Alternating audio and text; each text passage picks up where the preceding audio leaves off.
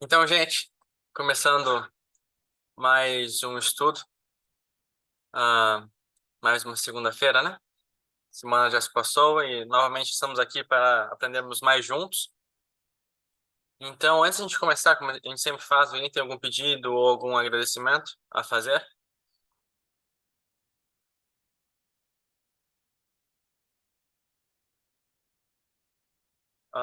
Eu tenho um pedido, seria sobre aqui a região que foi muito afetada pelas chuvas, né?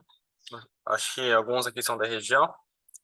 E provavelmente também quem não é deve ter ouvido falar, né? Bastante água, teve várias pessoas afetadas, né? Então pedi novamente, não é a primeira vez esse ano, né?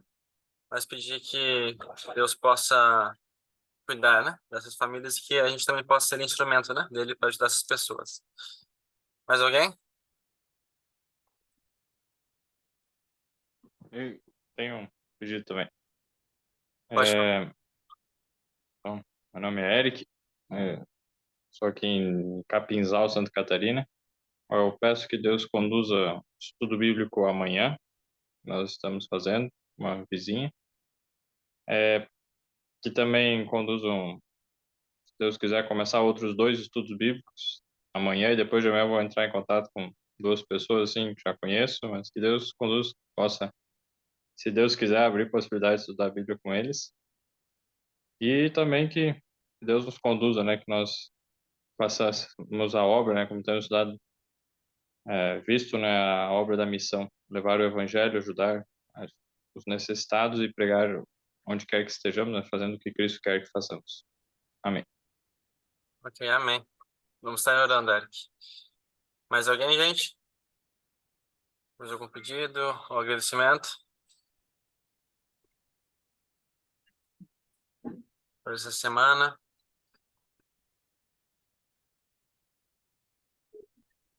Eu agradeço, aproveito e um agradecimento, tenho dois. Deus conduziu para poder ajudar uma garotinha que estaria precisando, um problema bem sério de saúde, Deus colocou lá no lugar certo, no momento certo para conseguir ajudar, encaminhar ela para o melhor tratamento de saúde. E também porque anteontem, não ontem, no domingo, no trabalho foi bem difícil, mas eu orei e pedi a Deus, Deus protegeu, deu sabedoria, livrou do laço do passarinheiro, lidar com pessoas doentes ou com os familiares, às vezes é o mais difícil, mas Deus conduziu, eu agradeço a Ele porque Ele respondeu a oração e livrou e conduziu da melhor forma. Amém. Amém. Gente, também acho que a gente pode. Outro pedido que me veio à mente agora é até sobre as guerras, né? Que estão ocorrendo, muitas pessoas estão morrendo, né? Então também pedir por isso. Mais alguém?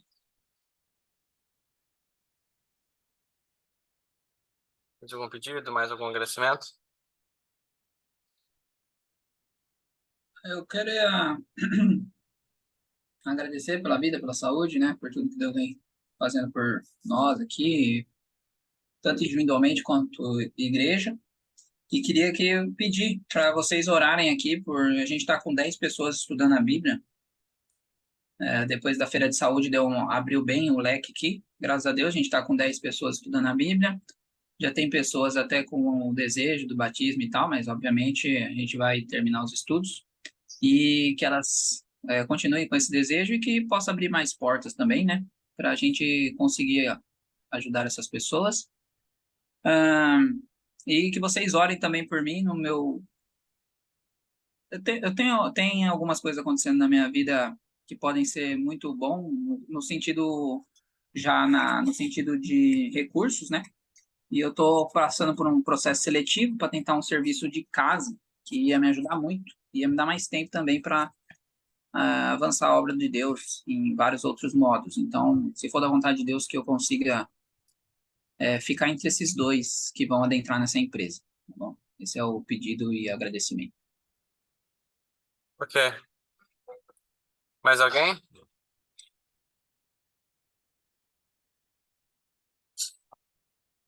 Eu acho que não havendo, a gente pode começar com uma oração então, né? Ah, deixa eu ver um voluntário. Rafael, pode olhar para a gente então, para a gente começar o nosso estudo? Posso sim, posso sim. Ok, obrigado.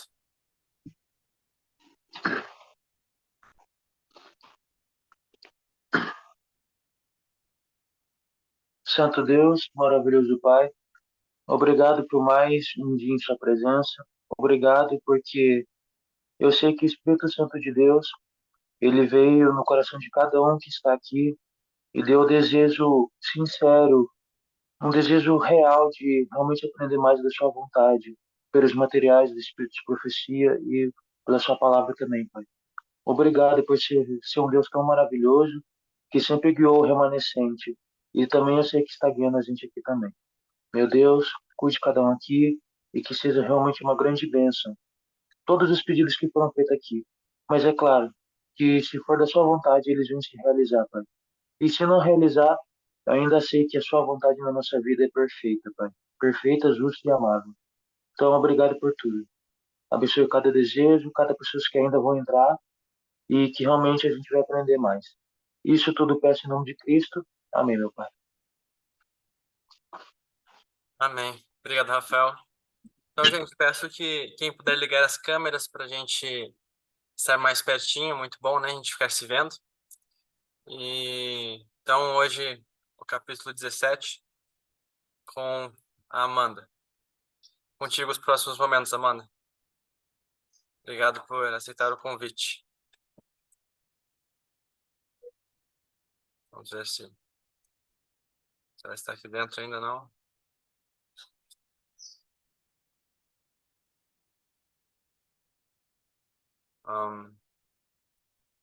Deixa eu ver aqui, gente.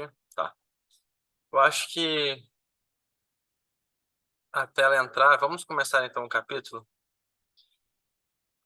Espero que todos tenham estudado essa semana para ter bastante comentários. Então, vamos começar então com a primeira parte do capítulo. Eu estou sem o livro aqui, acabei perdendo, mas já vou abrir aqui no celular novamente. Ok. Então, capítulo 17. Quantos aqui estão com seus livros para eu saber, caso eu precise de alguma ajudinha? Aqui. Ok, então. Então, vamos lá então. Capítulo 17, Jornadas de Israel. Eu estava lendo ele essa semana e foi muito... Ah, já voltaram ali. As meninas. Se já quiserem continuar, então. Eu só vou pedir para você me aceitar de novo, que eu vou entrar com o computador. Tá ok. Vou deixar Só vai esse... demorar um pouco que tá abrindo aqui. Ok. Eu vou deixar aqui livre. Tá livre aqui, eu acho que daí não tem problema na entrada.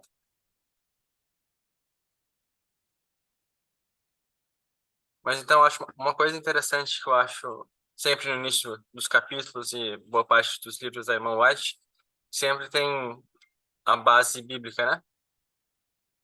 Então, aqui é a base de Êxodo 15, 23, 18 a 27. Então, eu achei bem interessante essa semana quando eu estava lendo. Eu acho que agora já deu certo, meninas? Ok.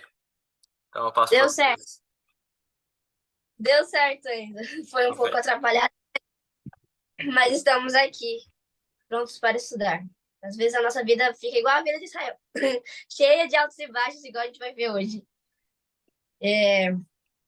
Começando esse capítulo, eu gosto muito. Acho difícil alguém não gostar de ler sobre uma história, especialmente a história de Israel, que são algo muito interessante de ver, porque ela se reflete muito na nossa vida de hoje também. E se a gente Pra gente começar, vamos começar do início, que fala o povo começando a reclamar. Desde o início ele começa a reclamar. A primeira reclamação deles sobre sede, né?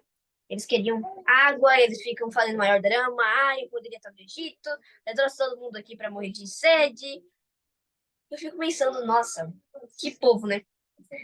Eu imagino eles com dois problemas. O primeiro problema que eles tinham era esquecimento. Um Alzheimer. E eles não se lembravam de como Deus havia atuado na vida anterior deles.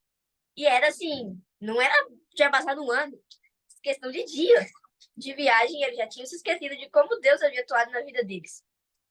E outra coisa que eu acho que o povo de Israel tinha um problema, era um negocinho que todo mundo tem, que está muito comum, muito em voga hoje, ansiedade. Que quando eles tinham um negocinho, eles já ficavam ansiosos.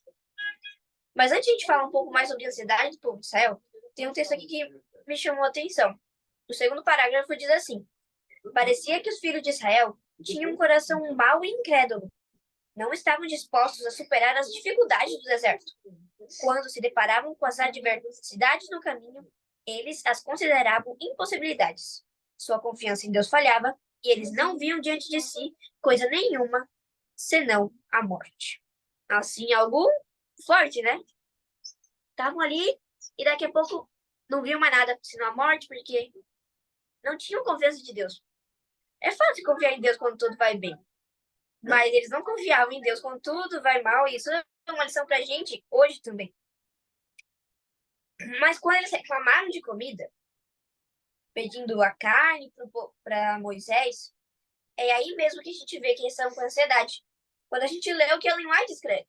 Eu nunca tinha percebido isso. Até que recentemente, o Patriarca e os Profetas, sobre essa história. E eu percebi, nossa, o povo sofria de ansiedade. Não sofria, eles criavam suas ansiedades. Quando fala aqui o texto em Êxodo 16, 2 e 3, que eles estavam pedindo por comida, que queriam as canelas de carne do Egito, as panelas. E aí, Ellen White diz assim: na verdade, eles não tinham sofrido a agonia da fome. Tinham alimento para o presente, mas estavam temendo o futuro. Não sabiam como as multidões de Israel subsistiriam em sua longa jornada através do deserto, com o simples alimento que possuíam e, na sua descrença, viam seus filhos morrendo de fome. Então, Ellen White não menciona a palavra ansiedade, mas todas as características que ela dá é isso que passa. O povo de Israel estava ansioso por coisas que nem tinham acontecido. E Ellen White depois explica por que Deus permitiu isso. O Senhor permitiu que o suprimento de alimento ficasse escasso e que as dificuldades os rodeassem, para que seu coração se voltasse àquele que até ali os havia ajudado, e nele acreditasse. Estava pronto para ser seu auxílio presente para eles. Se em sua necessidade o invocassem, ele lhes manifestaria sinais de seu amor e contínuo cuidado. Então, Deus permitiu para que testar a confiança deles. Será que eles vão confiar em mim dessa vez? E todas as vezes que Israel reclamava ou passava por alguma necessidade, era Deus testando para ver se eles iam confiar. Isso traz uma lição para nós também. Todas as vezes que a gente passa por alguma dificuldade e a gente fica na dúvida de crer, confiar em Deus e entregar nas suas mãos, ou ficar além, não confiar nele e ficar angustiado, é porque Deus está trazendo isso para testar. Você confia mesmo em mim? Deus sabe de tudo. E quando ele falar sobre se a gente confia nele, a gente tem que ficar pensando. Eu não posso mentir para Deus. Eu confio sim, confio. Confio não. Não adianta dizer para Deus que você confia, porque ele conhece tudo. Certa vez eu li a história de um casal, uma família que queria ir para o campo e passavam algumas dificuldades. O marido não queria ir. E aí, uma noite, ele estava conversando com Deus, ele era o primeiro ancião da igreja, e sentiu Deus falando para ele: você confia em mim? Se você confia em mim, dê o passo de fé que eu vou com você. E aí ele ficou pensando. O livro que ele escreveu, ele diz: naquela noite eu percebi que eu não podia mentir para Deus. Eu tinha que dizer a verdade. E a verdade era que ele não confiava totalmente em Deus. E quantas vezes essa é uma verdade dura de admitir? Eu falo por experiência própria. Para mim foi muito difícil admitir que uma menina assiste na igreja, cresceu na igreja, se envolve na igreja, não confiava em Deus. Assim, eu digo que eu confio em Deus há menos de uns 6 meses. Mas assim aconteceu com o povo de Israel. E a gente diz, somos Israel espiritual. Temos as mesmas batalhas, mas podemos ter um fim diferente. Pode falar, Roberto. Olá, pessoal. Eu estava dando uma olhadinha para fazer uma vez uma mensagem sobre essa questão da água. E é muito interessante entender. Eles viajaram 3 dias, tá? 75 quilômetros. Eles viajavam em torno de uns 20 e poucos mesmo, 23 quilômetros, 24 quilômetros por dia. E batendo esses 3 dias, se eles andassem mais 3 horas, haveriam rios de águas, tá? Ali em Mara tinha muitos riachos bonitos e com água para eles tomarem. Mas eles, 3 horas antes, já começaram a murmurar. E eles queriam voltar os 3 dias, sendo que mais 3 horas eles teriam água. Eles queriam voltar lá para o Egito. Ou seja, voltar 3 dias de novo, passando sede 3 dias, sendo que eles poderiam não murmurar, e se eles andassem mais 3 horas, eles teriam água em abundância. E aí eu fico imaginando que como nós somos, que até vai estar nesse capítulo mesmo, que nós, para mim, ver as falhas de Israel é muito fácil, mas eu pratico as mesmas falhas em várias ocasiões. E aí a gente como a Amanda disse, é difícil a gente dizer, não, eu confio. Aí eu gosto muitas vezes de pegar a mim mesmo e me colocar no lugar desse povo. Às vezes me colocar no lugar dos 3 hebreus, de Daniel, se eu entraria na cova, se eu entraria na fornalha, sabe? Porque ver o que aconteceu, tranquilo, mas a gente tem que se pôr, porque vai acontecer conosco. Em proporções ainda piores, né? É a angústia a qual nunca houve. Então, de fato, é muito duro a gente ver a questão de Israel, mas a gente tem que colocar em nós. Eu acho que esse segundo parágrafo que a Amanda falou, eu até coloquei aqui, somos nós hoje, do lado dele. Porque exatamente do jeito que os filhos aqui, incrédulos, maus, tudo que está escrito aqui é exatamente a forma que nós somos. Nós somos incrédulos, por enquanto está tudo certo, tá beleza. Quando acontece alguma coisa, a gente, será mesmo que Deus está comigo? Será que é isso? Será que é isso? E aí você já começa a mirabolar um monte de coisa na cabeça. Eu mesmo, a Amanda falou aí de 6 meses, um pouco mais, né? Há 1 ano e meio, mais ou menos 2 anos, eu tinha ainda, será que Jesus vai voltar mesmo? Às vezes vinha na minha cabeça, porque eu olhava assim para nós, para mim, para a igreja, e falava, como que esse povo aí vai conseguir ser o povo final do Apocalipse 14? É muito, será mesmo que vai acontecer? E aí eu ficava vindo. E Satanás coloca essas dúvidas mesmo em nossa mente para nos desvirtuar do caminho. Então isso não é algo assim, não é porque eu estou na igreja, eu leio minha Bíblia de manhã, eu faço uma oração ou outra ali durante o dia, que a gente está, nossa, agora eu não erro, agora eu estou firme com Deus. Não é isso que vai fazer eu estar firme com Deus. É o contato e é a interligação que eu tenho com Deus durante todo o tempo. Quando a gente fala sobre Enoque, sobre vários outros aí, Abraão, essas pessoas, eles tinham um andar com Deus, lembra? Noé andou com Deus, Abraão andava com Deus, Enoque andava com Deus. E é por isso que eles chegaram a ser quem foram, porque eles sempre estavam com Deus. Só que nós gostamos de ficar com Deus em um certo período. E no outro período a gente faz o que a gente quer, o que a gente gosta, a gente se desvincula de Deus. E quando a gente faz isso, a gente comete os erros de Israel. Então, Israel, ele viu o mar abrir, viu as coisas acontecer, estava tudo mil maravilhas. Fechou o mar, já começou de novo, vir tudo aquilo na cabeça deles. Ou seja, eles não tinham aquela ligação. Tanto que Deus vai falar para Moisés, Moisés, você não devia nem estar me intercedendo. Você está falando comigo por quê? Só anda, só vai. Entendeu? Então, é interessante a gente entender esses pontos, e isso me deixou muito, quando eu fui estudar sobre isso, de achar que 3 horas a mais eles teriam água, mas eles já começaram a murmurar. E uma outra coisa para eu deixar as meninas seguirem é a questão das dificuldades são para nos fazer mais forte. Então, as tentações vêm a nós para nos fortificar na escala da santificação. Então, conforme nós somos tentados e vencemos essas tentações pelos méritos de Cristo, nós avançamos um pontinho, um degrau. E assim vamos vencendo degraus atrás de degraus até alcançar aquilo que Jesus quer para cada um de nós. Então, tentação não é ruim. Né? A gente precisa até delas para que a gente possa. Quando eu li a série Conflito dos Séculos, eu cheguei à conclusão de uma coisa, de que Satanás é usado por Deus para nos ajudar.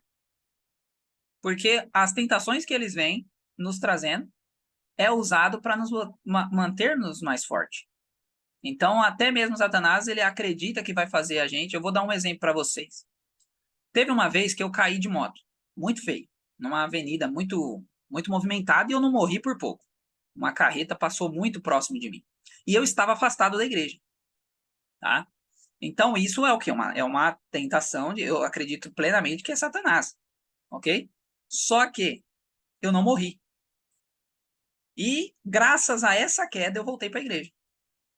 Porque eu refleti naquele dia que se eu tivesse morrido aquele momento, eu estaria perdido.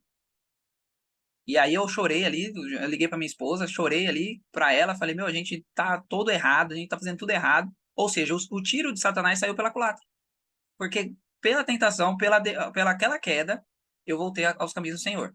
Isso eu tô dando um exemplo para vocês e vocês vão ver exemplos na vida de vocês. Mas o fato é, faça da tentação um degrau de evolução e não algo para nos colocar para o fundo do poço, tá? Depois eu comento uma outra coisinha mais para frente, que só nesse capítulo eu li 7 vezes ou mais sobre a palavra murmuração.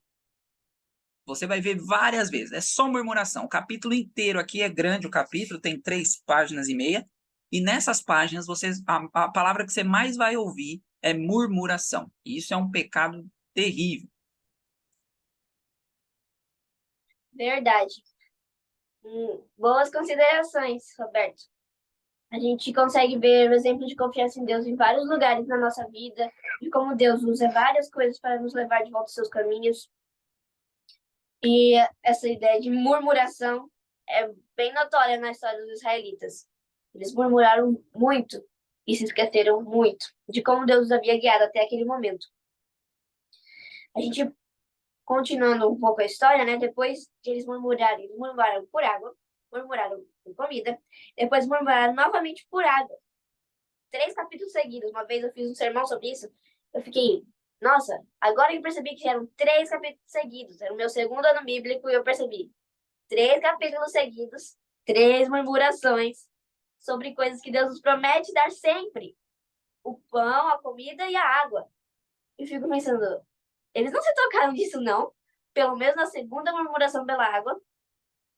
Foi um grande erro, eu acho, na vida dos israelitas. Mas eu me pergunto, se eu estivesse lá, eu murmuraria também? A pressão de grupo, naquele momento, deve ter sido muito forte. Porque imagina, 2 milhões de pessoas murmurando e só uma não murmurando. É forte. Você tem que ser bem firme. Então, eu acho que quando a gente se pensa em colocar no lugar deles, a gente percebe que a gente também estaria fazendo as mesmas coisas. E aí, tem essa... Deus vai e supre o povo quando ele pede por comida. Ele supre dando algo que está na vida deles durante 40 anos, o maná. O que é isso? Eu acho muito interessante como Deus dá o maná, né? Esse maná que caía todos os dias pela manhã, na sexta-feira caía em dobro, no sábado não caía, mostrando assim a fidelidade do sábado muito, muito, muito presente na vida deles, em tudo que eles faziam. E aqui diz assim, Ellen White falando sobre o maná, ele fala sobre como Deus guardava o sábado, prezava pelo seu sábado naquela época, e ele preza da mesma forma hoje. O Senhor não é agora menos minucioso com respeito ao sábado do que quando deu essas orientações especiais ao povo de Israel. Determinou-lhes que no 6º dia assassem o que quisessem assar e cozinhassem o que quisessem cozinhar, em preparo para o repouso do sábado. Então, Deus, ele é minucioso a respeito do sábado atualmente. Ele quer que a gente guarde o sábado da mesma forma que os israelitas foram instruídos a guardar, com esse ensinamento do maná. E a gente fica pensando, os israelitas de novo tinham que escorregar em alguma coisa do maná. E aí, guardaram mais do que deveriam, guardaram para outro dia na semana, deu bicho. Outros saíram no sábado para buscar e não tinha. E aí, a gente vê que eles também escorregaram nisso. E outro ponto do maná que eu acho interessante, que Deus dizia que cada um pegava a porção que necessitava para o dia. E se um pegava pequeno, dava para ele. Se outro pegava grande, dava para ele. Nunca faltava ou sobrava. Sempre era a porção que a pessoa necessitava naquele dia. E Ellen White fala aqui também sobre o autocontrole. Diz assim: alguns consideram o autocontrole um verdadeiro sofrimento. Os apetites corrompidos são tolerados e uma restrição ao apetite não saudável leva muitos que até se dizem cristãos a retroceder, como se a inanição fosse a consequência de um regime simples. E, assim como os filhos de Israel, preferiram a escravidão, corpos doentes e mesmo a morte a serem privados das panelas de carne. Pão e água é tudo que nos foi prometido aos remanescentes do tempo de angústia. Então, a gente fica pensando, eu quero aquela coisa que eu gosto, aquela comidinha. Mas Deus está lembrando, pão e água é o que eu prometi. Não prometi nada mais. E ele também prometeu a mesma coisa aos israelitas, mas eles queriam outras consequências grandes, como ser escravos, para terem panelas de carne. Pode falar, Mateus. Então, uma coisa que eu acho interessante. Tá dando pra ouvir certinho? Sim. Ah, tá, certo. Então, uma coisa que eu acho interessante disso é, quando já foi dito, a respeito da guarda do sábado, que Deus, ele requer que a gente guarde o sábado tão minuciosa e zelosamente como já era feito no passado também, né? Só que hoje em dia tem se, como que a gente pode dizer, feito do modo muito desleixado. Então, antigamente não se cozinhava, hoje em dia todo mundo cozinha, ninguém liga com isso. As coisas hoje em dia têm sido de um modo, infelizmente, muito diferente do que era antigamente. Eu lembro quando eu entrei na igreja, quer dizer, eu já estava na igreja, né, eu tinha 2 anos, mas eu lembro quando eu era novo, quando eu era criança, nossa, e não tinha isso, ninguém falava de cozinhar no sábado. Hoje em dia, Adventista fala de cozinhar no sábado, não vê problema algum a respeito disso, sendo que o mandamento de Deus é claro, né?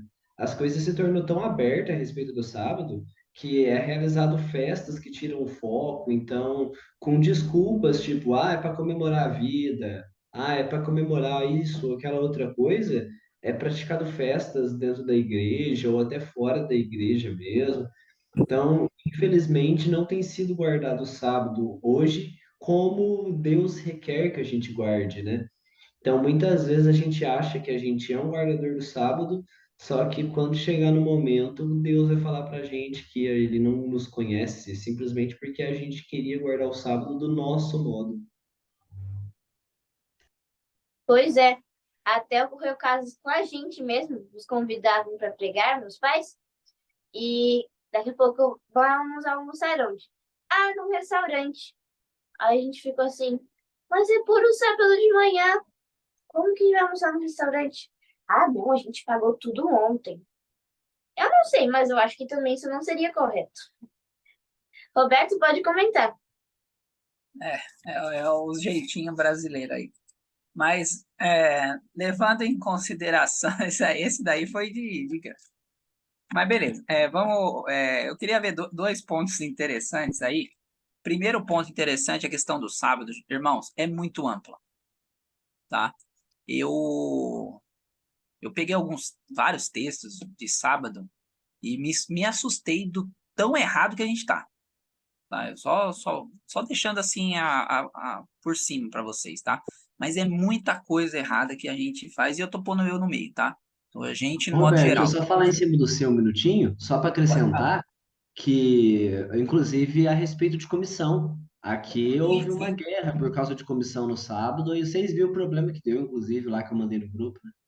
Exatamente. Então, exatamente. É uma série de detalhes que a gente está passando por cima e com aquele discurso de que, Deus, ele entende, tá? É sempre o mesmo discurso. Deus entende, é só uma vez, é só isso, é só talvez e tal. Mas não é bem assim que funciona, né? Mas a questão do sábado é muito ampla. A gente vai ver ela em outros momentos também, aqui nos estudos, vai aparecer em algum. Por exemplo, semana que vem, vai falar um pouco mais sobre a lei, né? Então a gente vai ponderar melhor. O que eu queria entrar aí com vocês, que eu achei interessante, queria que vocês pensassem comigo, tá?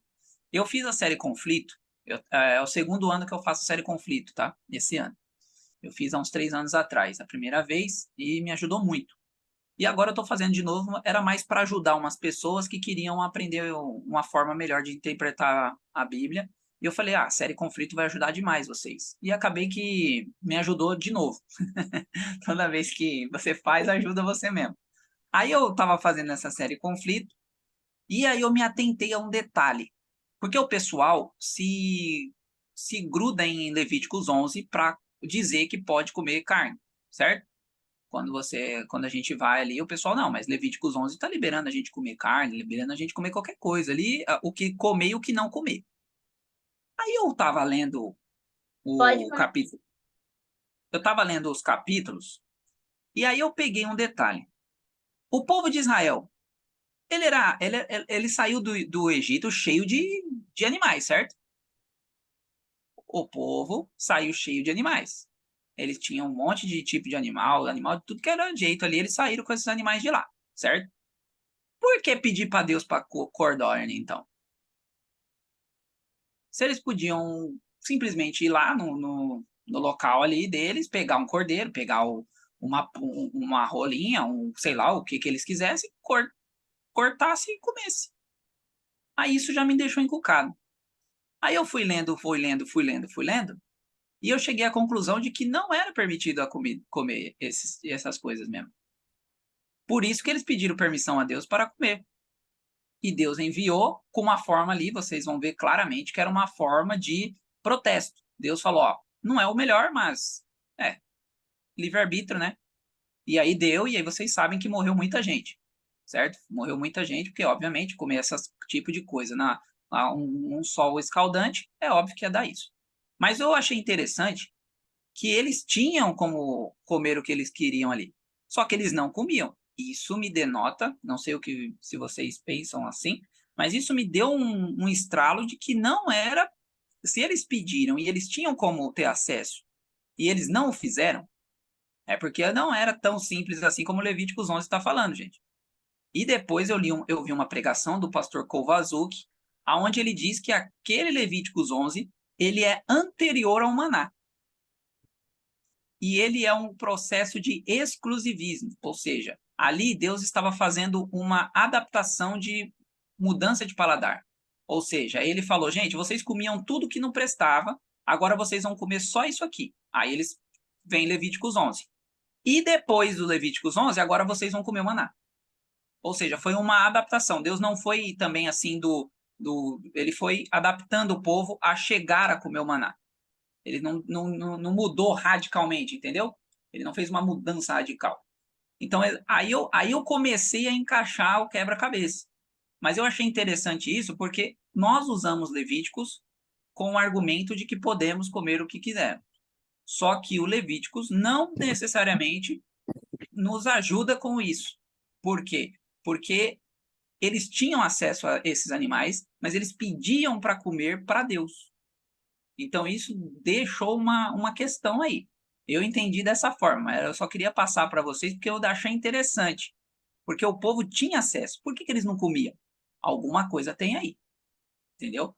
A gente só precisa cavar um pouquinho aí para ver, mas a minha interpretação até o momento é que eles não tinham permissão para comer e por isso eles pediam a Deus essa permissão, mesmo tendo acesso a esses animais. E aí Deus deu o maná e, obviamente, tem a promessa, né? Êxodo 15, 26, que se eles seguissem comendo só o maná, não morreria ninguém de doenças, né? Isso é uma promessa até para nós hoje, né? Na questão, se a gente seguir a ordem de Deus, nós também teríamos, apossaríamos dessa promessa. Mas é interessante a gente entender como Deus age, e eu achei bem interessante essa questão aí, por isso que eu trouxe para vocês. Interessante mesmo, nunca tinha parado para pensar nesse detalhe, que o povo tinha alimento de carne e pedia a Deus. É uma boa coisa para a gente estudar mais a fundo, para entender melhor. Pode falar, Eric.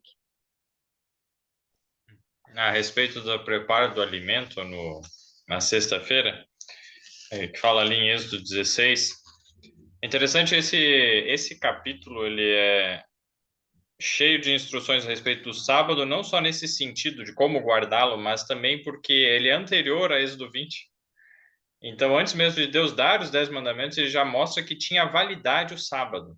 No livro História do Sábado, do Andrews, né? Ele trata da parte bíblica, assim, e coloca que esse é um dos grandes argumentos para mostrar que o sábado já é anterior à lei de Deus mesmo. Outro capítulo é Gênesis, capítulo 26, o verso 5, que diz assim: porquanto Abraão obedeceu à minha voz, guardou o meu mandado, os meus preceitos, os meus estatutos e as minhas leis. Abraão guardou as leis de Deus. Abraão era um dos poucos guardadores do sábado no tempo dele. Então fica aí a dica para, né, o Êxodo 16. Segundo, é um outro aspecto também interessante que muitos dizem: e se o sábado se perdeu, né, ao longo da história, assim, esqueceram qual que era o dia do sábado, né? Pulou. É domingo agora, mas na verdade era o sábado e fez uma troca. Na verdade, se isso por acaso aconteceu, aqui em Êxodo 16 Deus corrige esse problema, porque daí ele chega ali antes, né? Amanhã é o sábado do Senhor, então Deus já corrigiu, então esse problema já não está mais. E depois ali o povo judeu manteve um bom registro, né, da parte do calendário também. Tá, e a questão que é interessante, o Tomás Ramírez é um médico adventista, se não me engano ele é mexicano, mas que trabalha, acho que em Silver Springs, nos Estados Unidos. Ele, no sanatório adventista lá, ele começou a perceber que muitos pacientes que iam para casa no final de semana voltavam pior. E assim, mesmo que fossem vegetarianos, mas especialmente os não adventistas, né? Ou algum adventista que não segue as orientações de Deus. Por quê? Daí ele começou a perceber que quando se comia alimento cozido no sábado, preparado no sábado, as pessoas pioravam. A qualquer que fosse a doença que eles tinham, e acontecia isso, e as que ficavam lá no sanatório, e que comiam a comida que era preparada na sexta, e aí, no caso, só aquecida no sábado, melhoravam mais rápido, muito mais rápido. E ele começou a achar estranho, começaram a fazer pesquisas. Eles viram que o que acontece é que quando, por exemplo, lá não tinha geladeira na época lá do povo de Israel, e deixava de um dia para outro estragava, mas da sexta para o sábado não. O que acontece? Existe um ciclo que se chama circa septano, né? Um ciclo de 7 nos organismos vivos, as bactérias conosco mesmo, e as bactérias que são benéficas para o nosso intestino se proliferam da sexta para o sábado. Elas têm um aumento mais acentuado. Se você cozinha no sábado, aquele alimento vai aumentar as bactérias ruins. Então, se você quer corrigir a flora intestinal, coma alimento preparado na sexta, deixa fora da geladeira que ele vai crescer bactérias boas e você come no sábado. Mas se você quer ter problemas, come. E ele chega a colocar aqui, mesmo a carne, que é ruim, não é boa, carne é má, né, para a saúde, feita na sexta-feira, ela é melhor, é preferível você comer uma carne feita na sexta, no caso, no sábado, você comer, do que comer legumes cozidos no sábado. Então, para a gente ter uma ideia de como é grande essa influência. Seria isso. O sábado sempre teve grande influência em toda a história. Não era só na época de Israel que estragava a comida. Hoje, atualmente, também acontece. Muito interessante essas coisas. Como Deus sempre preservou pelo seu sábado. A ciência explicando os milagres de Deus, né? Uma coisa interessante de se notar.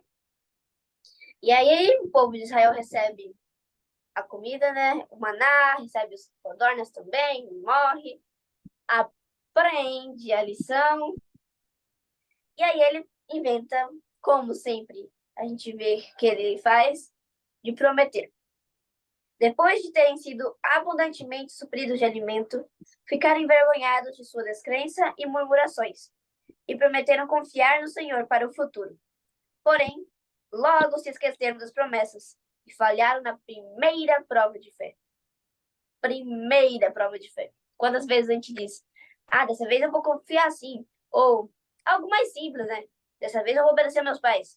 Próxima vez, você obedece da mesma forma.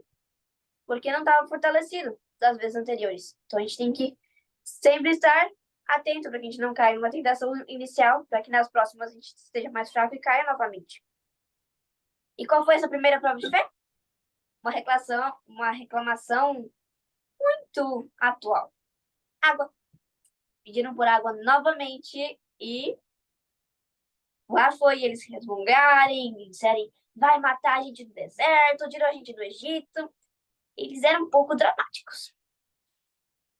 E aí eles vão reclamando por água, e aí Deus disse, vai na frente do povo que eu vou te mostrar o local de onde vai sair água. E aí Moisés bate na rocha. E aí, quando sai água, Moisés estava com um pouquinho de raiva do que ele fala. Ele chamou aquele lugar de Massá e Meribá, porque ali os israelitas reclamaram e puseram o Senhor à prova, dizendo, o Senhor está entre nós ou não? Bem audaciosos. Então a gente vê que já na terceira já estavam bem audaciosos quanto ao que Deus estava dizendo para eles. Pode falar, Mateus. Uma coisa interessante que eu percebi quando eu li isso aqui, eu nunca tinha percebido, é como que desde sempre as pessoas preferem até um homem do que até Deus. Sempre foi assim. Então, elas tinham na cabeça que quem estava fazendo os milagres era Moisés, que quem tirou eles do Egito era Moisés, que Moisés estava fazendo tudo. E é interessante porque quando Deus pega e traz diversas provações para eles, era para eles entender que quem ia cuidar deles era Deus. Só que para quem que eles iam reclamar? Eles ajoelhavam, começavam a reclamar para Deus, ô Deus, a gente com sede aqui. Não, eles iam até Moisés, porque eles continuavam achando que tinha algum poder em Moisés. Eles achavam que tinha alguma coisa em Moisés. Diz o seguinte aqui, ó, Deus guiou os filhos de Israel para acamparem neste lugar, onde não havia água para prová-los, a fim de ver se eles o buscariam em seu desespero ou murmurariam como já tinham feito anteriormente. Então Deus pega e fala, uma nova prova, vamos ver se eles vão até a mim. Só que aí diz, mas em vez de humildemente suplicarem do Senhor a provisão para suas necessidades, murmuraram contra Moisés e dele exigiram água. Então, em vez deles ir até Deus para pedir água, eles vão até Moisés, como que se Moisés tivesse algum poder. E é interessante, né? Porque lá no comecinho desse parágrafo, um pouquinho para trás, diz o seguinte: viajaram do deserto de Sim e acamparam em Refidim, onde não havia água para o povo beber, né? Por essa razão, queixaram-se a Moisés e exigiram: dá-nos água para beber. Ele respondeu: por que se queixam a mim? Por que colocam o Senhor à prova? Então, volta para aquilo. Moisés já tinha entendido que o povo estava indo atrás de Moisés em vez de ir atrás de Deus. E aí Moisés vai ficar: por que vocês estão indo atrás de mim? Como se eu tivesse algum poder de fazer alguma coisa. Vocês têm que ir até Deus, vocês não têm que ir até a mim. E muitas vezes isso acontece muito com a gente, quando a gente prefere ouvir o homem, ir atrás da opinião de um homem, e não do texto bíblico, do texto inspirado, daquilo que foi dito por Deus. Então, isso que eu achei interessante, que eu nunca tinha parado para pensar, como que desde sempre a gente prefere ir atrás de um homem e confiar no homem do que confiar em Deus e ir atrás de Deus. Verdade, Mateus. Tanto que o versículo central da Bíblia, Salmos 118:8, se eu não me engano, diz que mais vale confiar em Deus do que confiar em homens. Então é um ponto bem principal da história que a gente está vendo. Mais vale confiar em Deus do que confiar em homens. Embora Moisés era um homem falho também, embora um homem muito fiel a Deus, não é o homem que soluciona todas as coisas para nós aqui neste mundo. E aí, quando a gente vê a história, que ele vai avançando a história, a gente percebe que vai acontecer logo. Moisés fica muito aflito com essas murmurações. Ele até diz, só basta eles me apedrejarem que eu faço agora. Toda hora uma reclamação e Moisés ficou agoniado. Que não era toda hora, né? Eles tinham tido 3 reclamações e ainda viria muitas mais pela frente. E Moisés e o povo já estava tão agressivo assim. Uma coisa pra gente ficar prestando atenção, né? Porque a gente não pode estar reclamando por qualquer coisa. Tem um verso que eu gosto, meu pai musicou, e fala assim, Jeremias, Lamentações de Jeremias 33:39. Diz, por que, pois, se queixa o homem vivente? Queixe-se cada um dos seus próprios pecados. A única coisa que eles deveriam se queixar era por terem duvidado de Deus, não por outros problemas que eles tivessem tido. É uma coisa para a gente prestar atenção. Pode falar, Rafael. Uma coisa que eu acho muito interessante quando a gente está olhando aqui na parte que fala assim, né? Que depois de terem sido abundantemente supridos de alimento, ficaram envergonhados de sua descrença e murmurações e prometeram. Uma coisa interessante quando a gente fala de promessas na Bíblia, e principalmente de promessas de Deus, é que praticamente todas as vezes que Deus ele prometeu alguma coisa, ele cumpriu. Tá certo que a gente também entende quando a gente, por exemplo, vai lá numa escolhida juntos, a irmã White ela fala que tantas ameaças como as promessas de Deus são incondicionais. Ora, se o povo me seguir, a promessa vai acontecer. Se não, não vai acontecer. Só que daí eu vejo muito Deus como nosso exemplo. Deus falou que vai cumprir, ele cumpre. Ele não volta atrás com a palavra dele. Ele não volta atrás com a promessa dele. E daí me lembra muito eu estava lendo esse versículo há uns dias atrás e realmente me chamou muita atenção nessa questão de promessas, que é lá em Eclesiastes 5:5, que Salomão vem falando um pouquinho a respeito da promessa. Olha o que ele fala em Eclesiastes 5:5, que ele diz assim, ó: quando fizerdes algum voto a Deus, não tardes em pagá-lo, porque ele não se agrada dos tolos. O que votares, pague. Melhor é tu que não prometas do que prometeres e não pagar. Não sofra tua boca fazendo pecar a tua carne. Nem digas diante do anjo que foi um erro, porque Deus se iraria contra a sua voz e destruiria as obras das tuas mãos. Então, aqui a Bíblia fala assim, ó, melhor você ficar quietinho na sua, não prometa nada, do que você prometer a Deus e realmente falar, Deus, eu vou fazer isso. E ir lá e acabar pecando. Então, realmente, o que Deus nos dá é muito isso, né? Que só confia em Deus, não fica fazendo promessas, como nossos irmãos católicos muitas vezes fazem, promessas, promessas, promessas, e ainda assim continuam indo por caminhos errados. Então, é algo que eu pensei aqui, uma observação.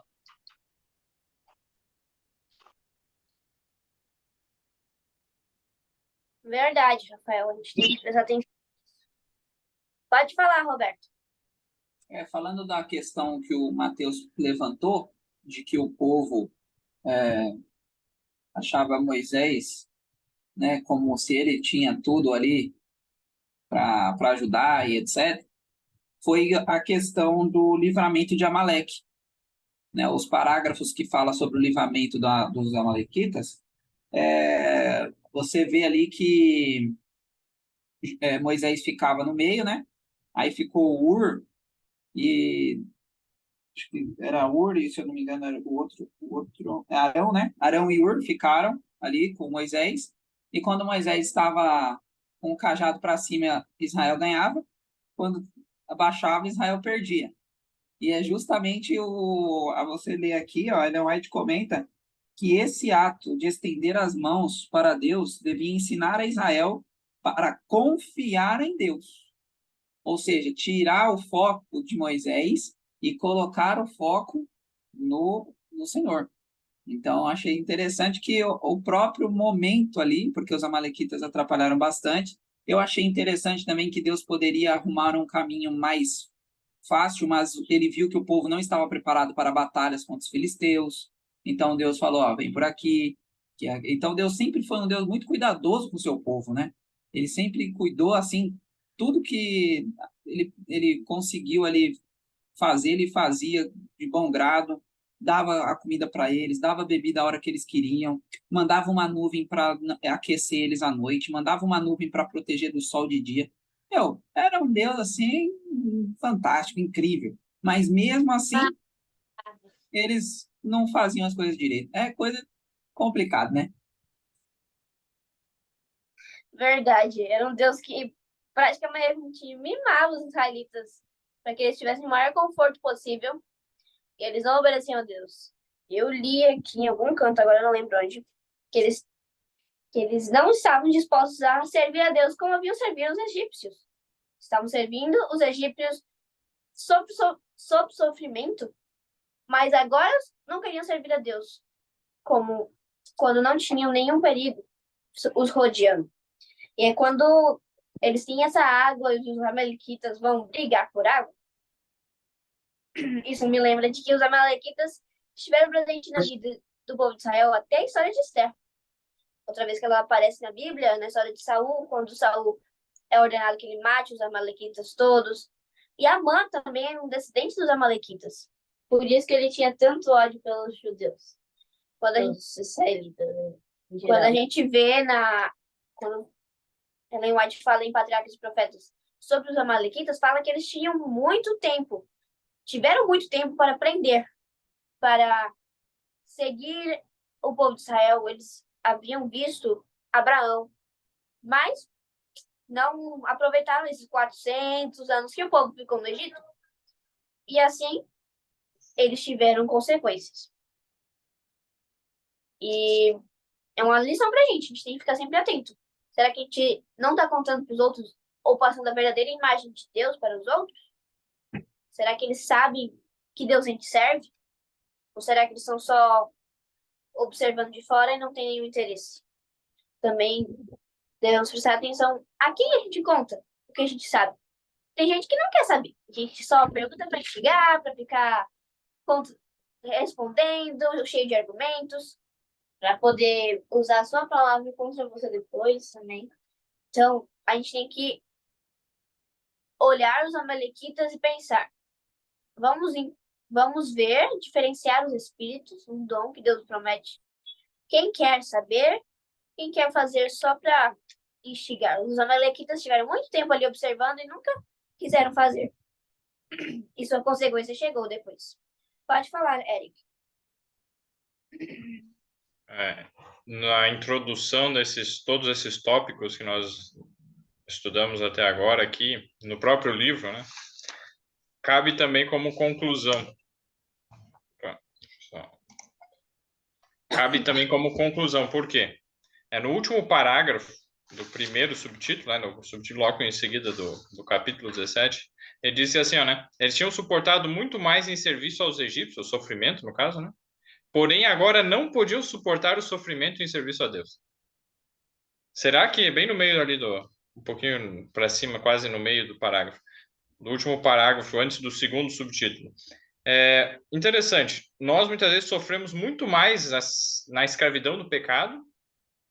Não é muitas vezes. Nós, de fato, sofremos muito mais na escravidão do pecado. E aí, quando Deus nos livra, nós também somos chamados a suportar sofrimento, mas agora no serviço de Deus. Por que a gente reclama tanto de sofrer no serviço de Deus e muitas vezes quer voltar para a servidão do pecado? Como se fosse melhor, como se nós tivéssemos liberdade na escravidão. Eles estavam na escravidão e clamaram a Deus para libertar. Depois que libertou, ficaram reclamando e queriam voltar. Gente, dura serviço, né? Pescoço duro. E então, a questão interessante, por que dura serviço? Muitas vezes eu ficava pescando, o que tem a ver pescoço duro? Só entendi isso depois que analisei o que vai no pescoço na simbologia bíblica, né? O jugo. O jugo que Cristo põe não é um jugo duro, pesado. Então a gente está querendo andar do lado de Cristo, que tem um jugo suave, mas tendo uma mentalidade de jugo duro, pensando que as coisas tudo duro, assim, tudo. Não. A gente tem que compreender a mentalidade de Cristo e o desejo dele para nós, né? E aceitar o jugo dele. E não ter esse pescoço duro, né? Mas torcer o pescoço para a vontade de Deus. Verdade, Eric. Pescoço duro. Os israelitas eram simplesmente isso. Duros, não se moviam. Deus tentava guiá-los mansamente, igual ovelhas, mas eles estavam duros com o propósito de resmungar. E aí a gente vai continuando sobre as histórias deles. Isso aqui daria aulas e aulas sobre o que o povo de Israel passou naquele tempo do deserto antes de chegar ao Sinai. E depois desse livramento, que Deus livrou mesmo os israelitas, que fala que os israelitas estavam ganhando quando Moisés levantava as mãos, perdiam quando ele abaixava, mostra que devemos estar sempre confiando em Deus. E embora Deus tinha dado várias demonstrações de que era para que eles pedissem para Deus quando tivessem algumas dificuldades, em vez para Moisés, parece que só porque Deus atuava por meio de Moisés para mostrar isso, eles continuavam buscando Moisés. Isso é bem interessante.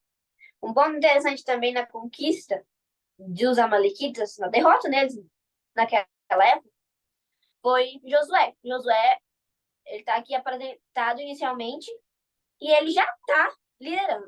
Ele já aparece liderando. Um homem que eu digo que desde o início ele teve um ótimo tino para liderança.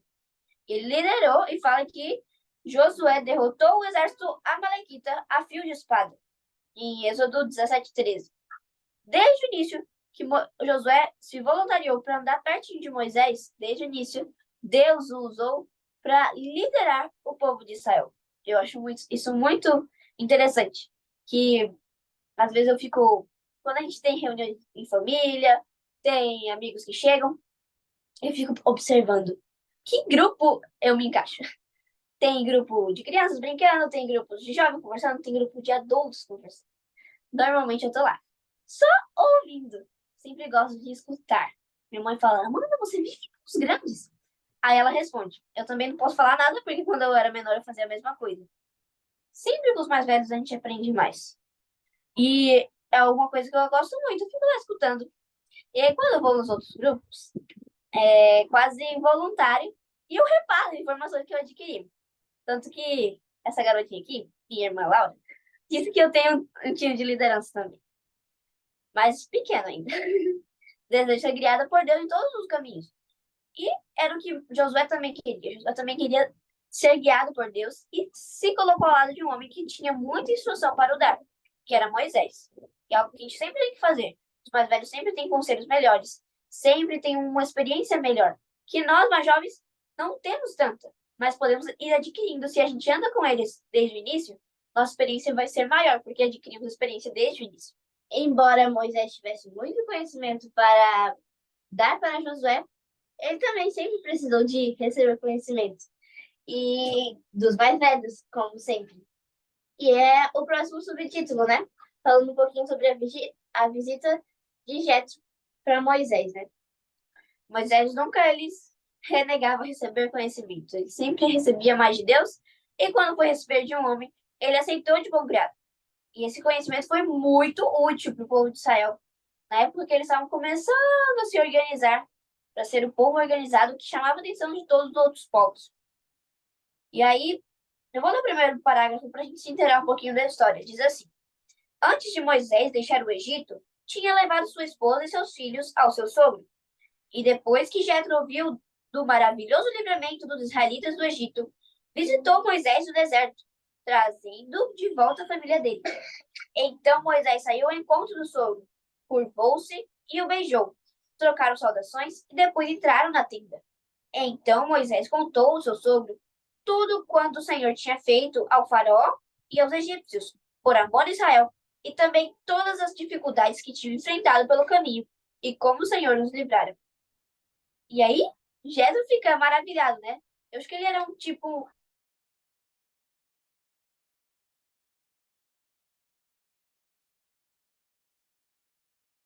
Acho que caiu. Acho que caiu, né, gente? É. Eu queria dar uma comentada nessa questão de Jetro. Vai que elas voltam. Voltamos. Ah, voltou. Então, beleza. Pode continuar. Então, ele era um adorador de Deus e gostaria de conhecer mais as maravilhas de Deus. E ele se alegrou muito, ele percebeu que Deus estava mesmo com o povo de Israel. E eu imagino Moisés ali contando para o sogro tudo que ele tinha aprendido, muita alegria, tudo que Deus havia feito com o povo de Israel. E daqui a pouco alguém bate, não bate, né? Porque não tinha porta. chama, Moisés, vem resolver tal coisa. Aí ele para, resolve e volta. Essa conversa deve ter tido muitas interrupções.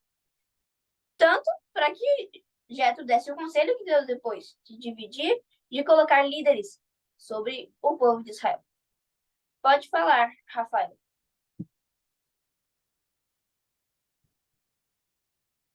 Uma coisa que eu achei interessante no comentário de vocês mesmo, que eu percebo, todo mundo sabe que vocês são muito novos, mas vocês compartilham de um pensamento que quando eu tinha a idade de vocês eu também compartilhava muito, que a gente tem muito do que aprender com os mais velhos. Eu fico muito admirado quando encontro jovens que gostam de escutar mais velhos, gostam de conversar com pessoas mais velhas, porque sempre quando eu estou conversando com uma pessoa mais velha, que seja 1, 2 anos mais velha do que eu sempre sinto que eu estou aprendendo muito. Por exemplo, minhas conversas com o Mateus aqui, ou coisa do tipo. Mas isso me lembra muito um versículo da Bíblia, que foi, na verdade, um salmo que Moisés escreveu, que está lá no Salmos 90, versículo 12. É conhecido que fala assim, ó. Então, ensina-nos a numerar nossos dias, para que possamos alcançar um coração sábio. Eu fico imaginando como que Moisés, né, que era justamente o que estava guiando o povo, ele, ele sentia a necessidade de cada dia que eu passo aqui com esse povo, não é apenas mais um dia, mas seja um conhecimento. Igual, por exemplo, os dias da vida do sogro dele, que era conhecimento que ele estava adquirindo para ele, para que no final ele alcançasse um coração sábio.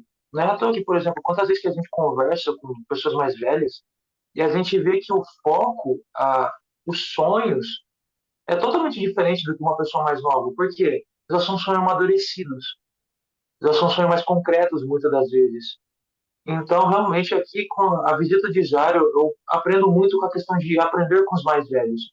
Os mais velhos conseguem realmente nos guiar a caminhos muito bons, né? Eu me esqueci qual que é a história daquele rei, que ele teve a oportunidade de escutar os conselhos de sábios, dos anciões, só que em vez disso ele preferiu escutar os conselhos dos amigos dele. E foi lá e, acho que é Jeroboão, acho que foi Jeroboão. Não, E, Reoboam, filho de Salomão, quando terminou o reinado de Salomão, aí aconteceu isso. Já também, foi, em várias partes da Bíblia aparece isso.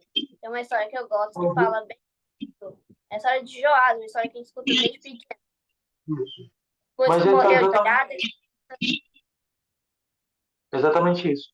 Então, realmente, que a gente possa aprender com os anciões. É claro, obviamente, os anciões sabem. Então, verdade. Muito, muito, muito bom pontuar isso. Que tem o jeito contrário também. Tem os que a gente não quer aprender, os que não escuta e que termina tendo um fim não tão legal. A história de Joás me impacta bastante. Terminou matando o filho de quem salvou ele por escutar os jovens, né? Ir na onda do mundo, né? Porque a onda do mundo nem sempre está no lado certo. A voz de Deus é a voz do povo é um ditado muito errado. Pode falar, Matheus. Acho que o Roberto está na frente. Ah, pode. O meu ponto é rápido. Levando aí o que o Rafael falou, 1 Pedro 5,5 diz que, semelhantemente, vós, jovens, sujeitai-vos aos anciãos, e sede sujeitos uns aos outros, revestindo-vos de humildade, porque Deus rejeita o soberbo, mas dá graça aos humildes. E esse texto, ele tem tudo a ver com Moisés, porque ele era um rapaz, aí já não era tão jovem, né? Mas, obviamente, o sogro dele era mais velho que ele. O que eu acho interessante nesse ponto é duas coisas. O primeiro é a humildade de Moisés, porque Moisés conversava com Deus, Moisés tinha um diálogo, tinha uma vida com Deus muito próxima, né? Então não seria, né, tão fácil ele ouvir, deveria não ser tão fácil ele ouvir como acontece hoje, né? Hoje nós temos muitas vezes, não, eu sou adventista de berço, eu sou sei lá quem, sou filho do pastor A, B, sei lá, né? Então eu não vou ouvir você. né? E não era isso, né? Moisés, ele foi humilde o suficiente para saber que Jetro estava sendo usado por Deus. Isso eu acho muito bonito de Moisés, né? Nesse caso.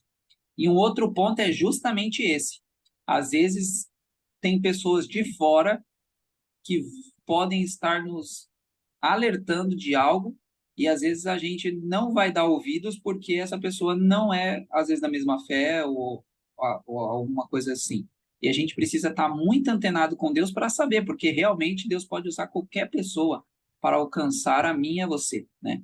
E aqui nesse caso, Jetro não tinha essa familiaridade com Deus como Moisés, com certeza Jetro, né, acredito que era alguém que reconhecia o Deus de Moisés e tudo, mas Moisés estava com Deus diariamente, né, convivendo ali no sentido de andando com Deus a todo instante, e mesmo assim Deus não falou diretamente a Moisés, e sim passou a um terceiro para chegar até Moisés. Isso pode acontecer conosco também, que nós possamos ser humildes o suficiente para quando isso ocorrer, se ocorrer, a gente estar antenado em 1 Pedro 5,5, sendo humilde, porque Deus rejeita o soberbo, mas dá graça aos humildes. Verdade. Muito interessante ponto, Roberto. Pode falar, Matheus. Tem um livro que eu li há muito tempo atrás, do John Taylor Gatto, que chama Emburrecimento Programado. Ele basicamente é um livro que serve para falar mal da escola. Basicamente isso. Porque esse livro ele vai explicar como que o sistema educacional serve, como o próprio nome diz, apenas para emburrecer as pessoas. Serve apenas para deixar elas, tipo, o mais ruim possível.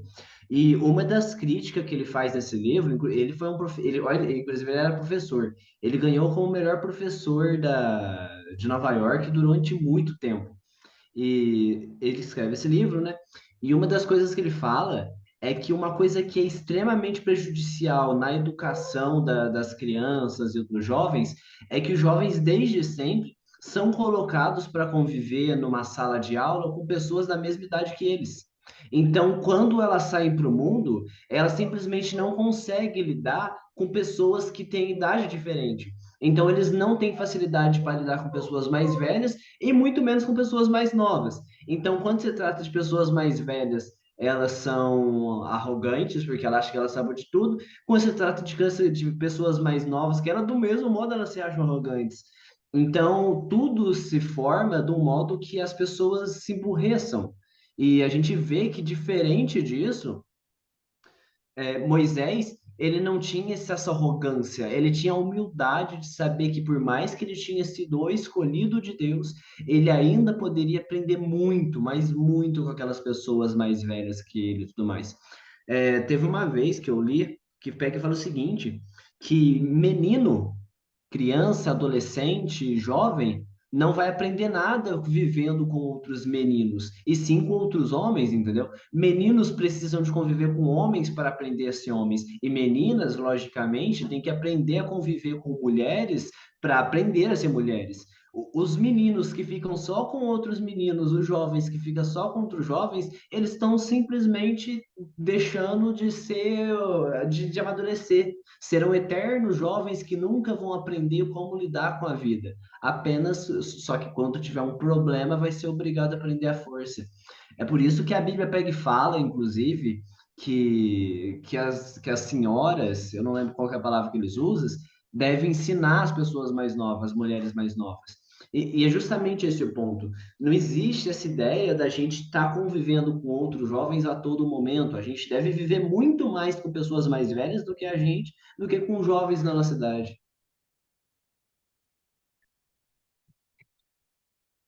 Verdade, verdade. É uma coisa interessante isso. Meu pai gosta de usar um exemplo muito simples de um pai brincando com uma criança ou uma criança brincando com outra criança. Se fossem duas crianças de 3 anos jogando uma bola para outra, talvez a bola caísse e nunca chegasse. Volta, vem, vai, vem, vai. Mas já ser um pai jogando a bola para uma criança de 3 anos, a criança pega a bola, porque o pai joga assim em cima da mão, e aí o pai ensina ela a jogar para ele. E assim a criança aprende a jogar bola. É simples, mas isso se aplica a qualquer etapa da vida. Se a gente tem o auxílio de alguém mais velho a nos ensinar, é muito mais fácil a gente aprender. E Moisés, ele é um grande exemplo disso. Nunca tinha parado para ver a história de Moisés sobre essa perspectiva. Uma perspectiva de querer aprender, seja com quem for. Com alguém que ele sabia que era um homem de Deus também. E esse exemplo, e essa ideia trouxe muito alívio para Moisés, que ele tinha uma grande sobrecarga de trabalho, e isso tudo foi abaixo por poder seguir um exemplo de alguém mais velho. Imagina se Moisés não tivesse escolhido seguir o exemplo de o conselho de Jetro. Nunca teria chegado aos 120 anos. Nunca mesmo. Seria tanta coisa para pensar. Seria difícil ele continuar seguindo as obras que ele queria Provavelmente fazer. também não seria o homem mais paciente da Terra em outras coisas. Verdade. E perderia a oportunidade de ensinar outras pessoas a liderar o povo de Israel. Que assim como Josué, esses outros homens também começaram a andar mais junto de Moisés, para aprenderem mais com ele. E assim eles puderam ensinar o povo de Israel. Claro, sempre que o ensino de 1 a 1 é muito mais eficaz de um ensino de 1 a 50. Que a gente vê que tem líderes de 1.000, de 100, de 50 e de 10. Esse líder de 10, ele tinha tanta familiaridade com os 10 que ele governava, liderava, que fazia que ele soubesse o que cada pessoa queria, conseguisse fazer, chegar em um acordo. Isso também é um exemplo que a gente pode pensar nas escolas, né? Uma professora para 50 alunos, 60 alunos, é muito difícil o professor conseguir passar a matéria para todos os alunos e que eles aprendam de igual forma do que se ela tivesse só 10 alunos. Ela teria muito mais facilidade de sentar com cada aluno e ensinar. Meu pai, ele ensinou inglês durante um tempo no NASP. E aí, ele um dia inventou de fazer... Ele fala mesmo, ele inventou de fazer uma redação para os alunos. E ele disse, daqui a pouco eu tinha 80 redações para revisar. E quando ele começou a ver as redações, ele disse, eu tenho que sentar com cada aluno e explicar o que ele errou, mas ele tinha 80 alunos. E aí, ele pensou em fazer uma segunda redação. E fez a segunda redação, daqui a pouco ele tinha 160 redações para revisar. E aí ele percebeu como é difícil ensinar a 80 pessoas do que ensinar a 10. E a família, quando a gente põe isso para dentro da família, tirar da escola, põe dentro da família, fica muito mais fácil, né? Porque uma família de 3 crianças consegue ter cada atenção, a mãe consegue lidar com cada personalidade para que cada pessoa consiga aprender e ir avançando no que tem dificuldade e no que tem facilidade. Na nossa família, a gente tem isso, são 5 personalidades diferentes. E minha mãe vai lidando aos poucos com cada uma. Por exemplo, eu e a Laura temos umas boas diferenças, mas eu e minha irmã Paula, 2 anos mais nova, temos maiores diferenças. Por exemplo, eu gosto de ler, eu gosto de ficar mais dentro de casa, eu gosto de estudar, gosto de mais de música. E ela é o contrário. Ela gosta de ficar lá fora, ela gosta de andar de bicicleta, ela gosta de jogar bola, ela gosta de correr, gosta de brincar com criança pequena, eu gosto de ficar com os adultos. São diferenças. E minha mãe tem que conseguir ensinar que ela venha para dentro de casa, estude um pouco, e me empurrar para fora de casa para fazer exercício. São diferenças que Moisés tinha que lidar com cada israelita. E assim, quando ele colocou os líderes, ficou muito mais fácil de que eles pudessem ir aprendendo. Assim, eu acho que é uma boa forma de encerrar, já está aqui terminando. Nós devemos sempre aprender a ouvir os mais velhos e a saber lidar com as poucas pessoas no nosso círculo de influência. Não é todo mundo que vai entrar no padrão. Todo mundo tem que chegar ao céu, mas não como quadradinho. Tem um jeito que Deus vai guiando. Nosso caminho não é reto.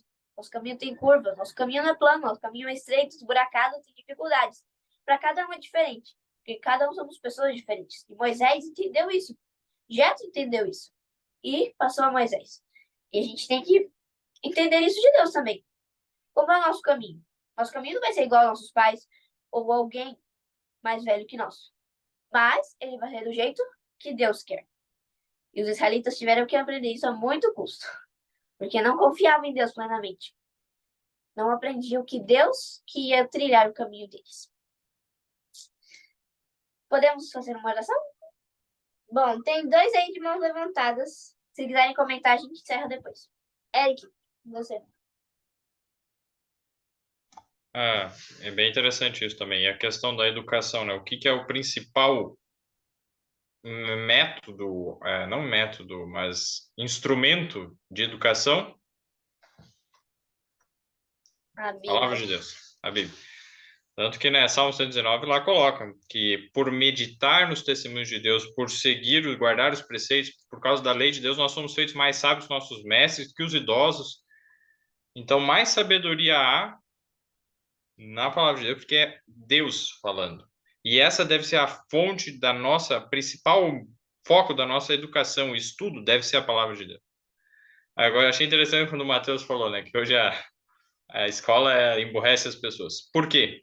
Porque não ensina elas a pensarem por si mesmas, só a repetir informação, reproduzir, repete como papagaios treinados, mas não a pensar por si. E isso é o quê? Método jesuíta de ensino. Os jesuítas, na Contra-Reforma, colocaram isso nas universidades, por meio de protestantes infiltrados em cada universidade. As maiores universidades dos Estados Unidos, né, Harvard e outras, elas começaram como protestantes e depois, né, foram se corrompendo nos seus métodos de ensino. E está espalhado. Hoje, inclusive, a maioria das, né, escolas adventistas acaba, infelizmente, sofrendo influência desses métodos. Quando no livro Estudos sobre Educação Cristã, Estudos em Educação Cristã, do Sutherland, eu recomendo esse livro, ele coloca exatamente que quando veio a 1844, um pouco antes ali, Deus estava chamando as igrejas protestantes para dar a mensagem. Elas não estavam preparadas, principalmente porque houve falhas nos colégios, na instrução dos jovens. Os jovens não foram educados dessa maneira, então só reproduzir informação e não pensar por si. Por causa dessa infiltração jesuíta e dos princípios jesuítas e afastamento da palavra de Deus, tanto que a Bíblia só era mencionada assim de vez em quando, nos colégios não era o principal foco de estudo, e isso foi que incapacitou o povo da época a proclamar as 3 mensagens. E será que não é o que está nos incapacitando a proclamar as 3 mensagens? Por isso que ela é uma parte integrante do corpo das 3 mensagens angélicas, é a verdadeira educação. Seria isso. Isso mesmo, uma boa colocação. A escola perdeu muito da sua essência inicial, que começou com a escola dos profetas, né, de ensinar as pessoas do caminho de Deus, a triarem os seus caminhos, e agora virou uma caixinha de fósforo onde cada fósforo é igual. Pode falar, Rafael. O meu é só um pequeno comentário quando a gente vê Moisés acatando o conselho do sogro dele. Eu acho que isso também ensina muito como que deve ser a nossa liderança. Uma vez eu estava vendo um podcast do Primo Rico, que ele falava sobre liderança empresarial num contexto bíblico. Que realmente aqui a gente consegue ver até uma dica que a palavra de Deus nos dá em questão da liderança. Porque aqui no episódio, no versículo 25, fala assim, ó, no capítulo 18 de Êxodo, né? E Moisés escolheu homens capazes de todo Israel e o fez por cabeça sobre o povo. Aqui eu acho interessante que Moisés ele fez questão que o povo soubesse que aquelas pessoas, aqueles homens, seriam representantes do povo também. E não foi como, por exemplo, aconteceu com José. Porque quando, por exemplo, Jacó vai lá e dá aquela túnica, o que significava aquela túnica? Justamente que aquele filho dele ocuparia a liderança sobre aquele povo, aquelas pessoas. Só que Jacó fez um erro muito grande. Ele não avisou, ele não estipulou, ele não mandou. Só que aqui Moisés não. Moisés ele fez o povo saber que não, essas pessoas, esses líderes que aqui vão ser colocados, é da minha autoria realmente são pessoas que eu escolhi e vão ser uma bênção para o povo, né? Só uma pequena questão mesmo. Verdade. Pode falar, Osana.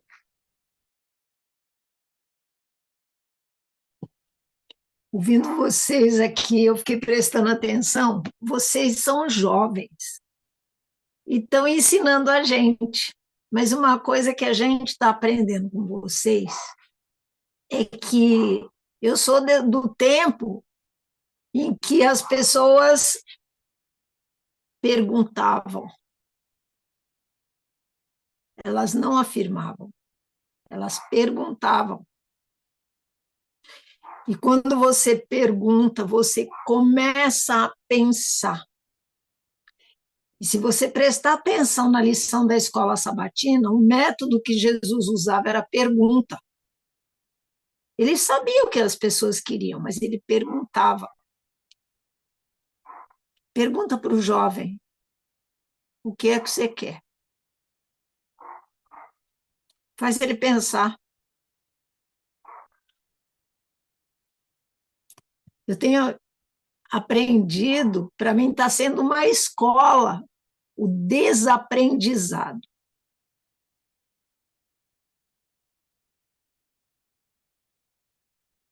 Eu estou desaprendendo muita coisa que eu aprendi para aprender coisas novas, porque dois corpos não podem ocupar o mesmo lugar no espaço. Alguém tem que sair.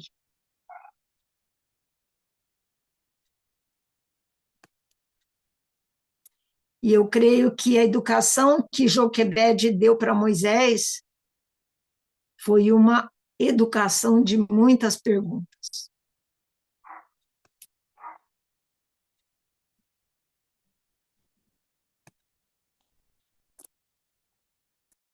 Sim, como o Rafael comentou aqui, né? A pergunta é o motor do saber. Ela gera novas perguntas, gera respostas, gera aprendizados. E, sem dúvida, Moisés trabalhou muito com isso. Moisés também passou por esse processo de desaprendizado, porque senão ele não poderia estar agora ensinando o povo de Israel a poder seguir a Deus, a poder seguir os caminhos dele. E aí, já vamos encerrar. O povo de Israel passa por todas essas dificuldades, provas de Deus para ver a confiança dele, porque ele estava prestes a chegar a um local muito decisivo, o Sinai, onde Deus ia passar sua lei, onde ia chegar o santuário, onde o povo de Israel ia ser mais organizado. Ele precisava aprender a confiar cada vez mais em Deus. E assim também é nós. Nós temos tudo na mão e a gente tem que começar desde o início. E uma coisa importante que os israelitas talvez não fizeram. Eles não decidiram que iam confiar em Deus a qualquer custo. A gente tem que começar a botar nosso ser, nossa mente a decidir. Decidir ficar do lado de Deus. Decidir confiar. Decidir deixar que Deus conduza os planos. Porque muitas vezes a gente tem a nossa vontade mais forte que a decisão. Mas quando a gente decide, muita coisa Deus pode operar. O poder da nossa vontade é incrível. Quando Moisés decidiu seguir a Deus, Deus abriu as portas para que ele fosse o líder de Israel. E se a gente decidir, Deus vai abrir as portas para que a gente possa ser grandes exemplos de Cristo aqui na Terra, como Deus queria que o povo de Israel fosse. Então, que essa seja a nossa oração, para que a gente possa seguir cada vez mais Jesus e ser um exemplo, como Deus queria que Israel fosse e quer que o Israel espiritual de hoje também seja. Vamos orar?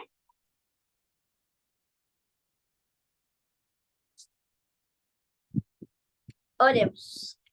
Querido Deus, muito obrigado por mais um dia que estamos aqui reunidos para estudar mais a Tua Palavra, para aprender mais com um povo que já passou, mas que deixa muitas lições para nós atualmente. Nos ajuda a pôr em prática o que eles não fizeram e a não duvidar como eles fizeram. Nos ajuda a ser sinceros contigo e a confiar em todos os momentos. Nos ajuda a sempre decidir, porque o poder de uma decisão é muito grande. Nos ajuda hoje, cuida de todos nós, nos ajude a te seguir e a ser luz deste mundo. Obrigado por tudo, cuide de todos que estão aqui. Em nome de Jesus. Amém.